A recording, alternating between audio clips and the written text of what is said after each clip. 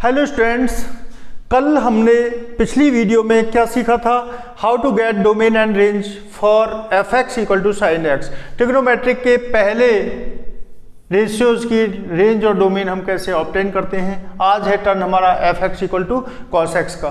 तो कल की तरह यहाँ भी हम वैल्यूज लिख लेते हैं। ये हो गया हमारा थीटा और थीटा। थीटा के बाद नीचे ले लेंगे क्या? कॉस की वैल्यू।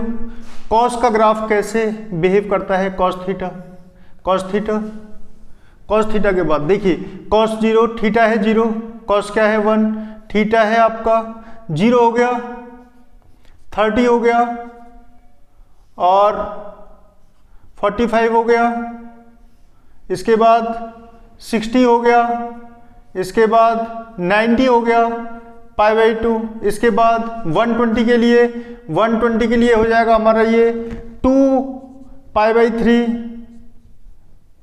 135 के लिए 3π/4 और 6 ये हो जाएगा हमारा 5π/6, 150 और ये हो गया हमारा 80। तो जल्दी से वैल्यू लिख लेते हैं। cos 0 1, cos 30 √3/2, cos 45 1/√2, ठीक है। और cos 60 हाफ, cos 90 क्या हो जाएगा आपका 0, ठीक है। अब इस तरफ चलते हैं तो वैल्यूज कब, अब कहाँ चल रहे हैं आप? 90 प्लस थीटा की तरफ। 90 प्लस थीटा मतलब सेकंड क्वाड्रेंट। सेकंड क्वाड्रेंट में वैल्यूज नेगेटिव होती चली जाएंगी। तो cos 120 की वैल्यू होगी -1/2, ठीक है। इसकी वैल्यू हो जाएगी -1/√2, ये वैल्यू हो जाएगी -√3/2 और ये वैल्यू हो जाएगी आपकी क्या 1, ठीक है। cos पाई की वैल्यू 1। अब ग्राफ की बात करें तो ग्राफ इसका ऐसे बिहेव करेगा। देखिए 0 से 90 की तरफ अगर हमारा थीटा चलता है, 0 से 90 की तरफ अगर थीटा चलता है तो cos की वैल्यू 1 से किधर जाएगी? 0 की तरफ। तो ग्राफ किसका ड्रॉ कर रहा हूं मैं? cos x का। ये हो गया अपना थीटा और ये हो गई हमारी cos की वैल्यू, cos की वैल्यू। cos थीटा यहां ले लिया हमने 1 और यहां ले लिया हमने -1।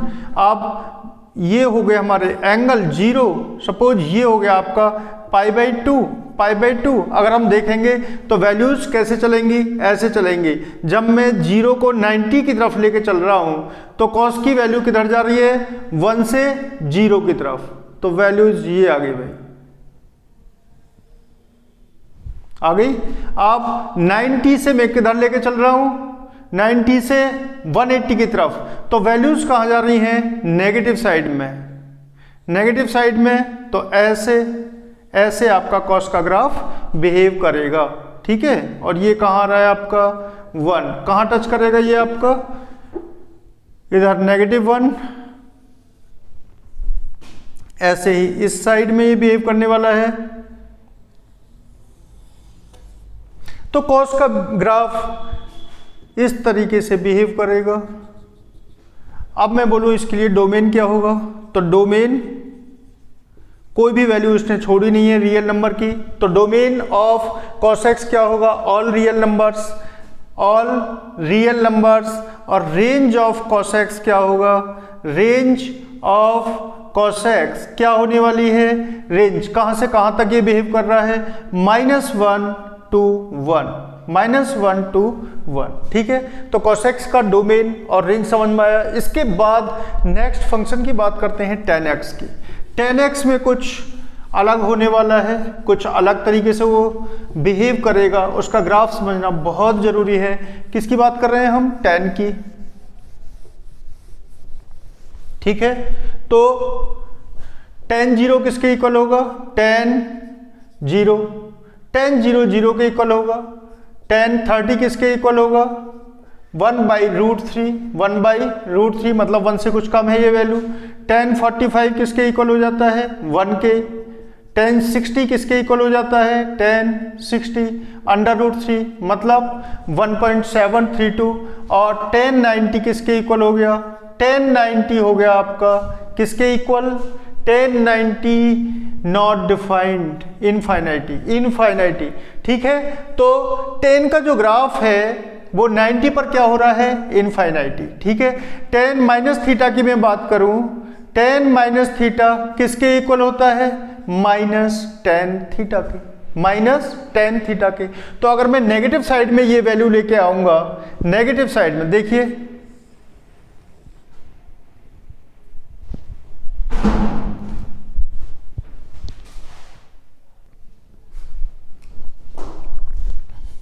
यही वैल्यूज मैं नेगेटिव साइड में लेके आता हूं तो tan minus theta minus tan theta के इक्वल है। ये हमने लाइन ड्रॉ कर ली, कौन सी, थीटा, ये लाइन हो गई अपनी tan थीटा। एक बात तो क्लियर है कि tan 90 पर फंक्शन क्या वैल्यू दे रहा है, नॉट डिफाइंड। तो यहां लिख लिया हमने π/2, π/2 पर फंक्शन नॉट डिफाइंड है तो डॉटेड लाइन से हमने इसको रिप्रेजेंट कर दिया, ये हो गया नॉट डिफाइंड। ऐसे यहां लिख लिया हमने -π/2 माइनस π/2, यहां भी फंक्शन नॉट डिफाइंड है तो मैंने यहां भी डॉटेड लाइन खींच दी। ठीक, अब मैं अगर इन वैल्यूज को ग्राफ पर ट्रेस करना चाहूं तो ये क्या है, 0। ओके, 0 से किधर चल रहा हूं मैं, π/2 की तरफ, 0 से π/2 की तरफ। तो tan 0 डिग्री पर tan की वैल्यू क्या है, 0, मैंने यहां एक पॉइंट लगा दिया। tan 30 की वैल्यू क्या है, 1/√3, 1 से थोड़ा सा कम, तो मैं इसको ऐसे ले गया। ठीक है, tan 45 की वैल्यू क्या है, 1, अगर मैं 1 मान लूँ इसको ऐसे, तो tan 45 पे वैल्यू कहाँ पहुंच जाएगी, यहाँ। ठीक है, tan 45। इसके बाद tan 60 पे वैल्यू क्या है, √3 मतलब 1.7, तो ये वैल्यू कहाँ जा रही है, यहाँ। और जैसे जैसे मैं इसको 90 की तरफ लेके जाता हूँ तो वैल्यू किधर चली जाती है मेरी, पॉजिटिव इन्फिनिटी की तरफ, पॉजिटिव इन्फिनिटी की तरफ। यही बिहेव अगर मैं करूँ नेगेटिव साइड में, मतलब थीटास को मैं इधर लेके आता हूँ, इधर लेके आता हूँ थीटा की वैल्यूज, तो ग्राफ क्या हो जाएगा मेरा, नेगेटिव, जस्ट अपोजिट हो जाएंगी ये वैल्यूज, जस्ट अपोजिट। ठीक है, तो ग्राफ कैसे आएगा, ये माइनस नेगेटिव इन्फिनिटी की तरफ। ठीक है, ऐसे। तो इस तरीके से tan का ग्राफ बिहेव करता है। अगर मैं ये वैल्यू ले लेता हूं क्या, 3π/2, तो यहां भी ये नॉट डिफाइंड हो जाएगा। ओके, तो ग्राफ कैसे बिहेव करेगा, पॉजिटिव इन्फिनिटी और नेगेटिव साइड में नेगेटिव इन्फिनिटी। इस तरीके से tan का ग्राफ बिहेव करता है। ठीक है, तो अब यहां से हम क्या पता करते हैं, डोमेन ऑफ tan। डोमेन क्या होगी इसकी, डोमेन ऑफ, थोड़ा सा इसको मैंने शॉर्ट कर लिया, हाँ भाई, डोमेन क्या होगी इसकी, डोमेन ऑफ फंक्शन। तो जहां जहां ये नॉट डिफाइंड है उसको एक्सक्लूड कर देंगे, बाकी सारे रियल नंबर्स को लेंगे। All real numbers excluding odd multiple of π/2, odd multiple of π/2 पर tan नॉट डिफाइंड है तो इसको हम एक्सक्लूड कर देते हैं। ऑड 2n+1 मल्टीपल ऑफ π/2, इसको हमने बाहर निकाल दिया। ये हुई किसकी बात, डोमेन की बात। रेंज की बात करें तो रेंज क्या होगी इसकी रेंज होगी जो वैल्यूज फंक्शन दे सकता है। तो वैल्यू आपको क्या फंक्शन दे रहा है, -∞ से पॉजिटिव इन्फिनिटी, तो वैल्यू ये होगी आपकी रेंज -∞ से पॉजिटिव इन्फिनिटी, मतलब ऑल रियल नंबर्स, ये रेंज हो गई, ये रेंज हो गई। चलिए बात करते हैं अब cot थीटा की। tan समझ में आ गया, बात करते हैं cot थीटा की। cot थीटा भी कैसे बिहेव करेगा, एक और भी तरीका है इसको सोचने का, ये तो हमने ग्राफिकली भी हम इसको लेके चल रहे हैं साथ में। ठीक है, tan 45, हाँ देखिए फंक्शन मैं लिख देता हूं यहां, फंक्शन यहां लिख दिया मैंने डोमेन, और यहां लिख दिया मैंने क्या, रेंज। ठीक है, में साइन और कॉस हम डिस्कस कर चुके हैं, टेन भी डिस्कस कर चुके हैं, लेकिन लिख लेते हैं यहाँ टेन थीटा। डोमेन क्या थी हमारी, रियल नंबर, एक्सक्लूडिंग, क्या एक्सक्लूड करना है हमने, odd multiples 2n plus 1, 2n plus 1 π/2, इसको हम एक्सक्लूड कर देते हैं क्योंकि यहां पर फंक्शन नॉट डिफाइंड हो जाता है π/2 पर। ठीक है, आप रेंज क्या थी इसकी, ऑल रियल नंबर। बात करते हैं किसकी, कॉट की, कॉट थीटा। तो बहुत सिंपल सी बात है कि कॉट थीटा को हम कैसे लिखते हैं, कॉट थीटा इक्वल टू क्या लिखते हैं हम, cos theta upon sine theta, cos theta upon sine theta. ठीक है, तो साइन थीटा ये फंक्शन कॉट थीटा कहां पर नॉट डिफाइंड होगा, कॉट थीटा डिफाइंड होगा 0 डिग्री पर या 180 पर या 2 पाई पर, ये फंक्शन नॉट डिफाइंड होता चला जाएगा। कहां का नॉट डिफाइंड होगा, 0 पे, पाई पे और 2 पाई पर। तो इसकी रेंज क्या, इसके डोमेन क्या होगा, all real number excluding integral multiple of pi, integral multiple of pi को छोड़ के बाकी सब पर ये फंक्शन डिफाइन होता है। इट मींस ये इसका डोमेन हो गया। रेंज क्या होगी इसकी, सेम ऑल रियल नंबर्स। तो ये बात हुई हमारी किसकी, टेन की और कॉट की। अब आगे चलते हैं सेक थीटा पर। सेक थीटा, सेक थीटा के लिए रेंज और डोमेन कैसे डिसाइड करते हैं हम, सेक थीटा फंक्शन क्या है हमारा, सेक थीटा। सेक थीटा किसके इक्वल होता है, 1 अपॉन कॉस थीटा। ठीक है, कॉस थीटा कहीं पर 0 होता है, यस होता है, कहां पे होता है, 90 डिग्री पर।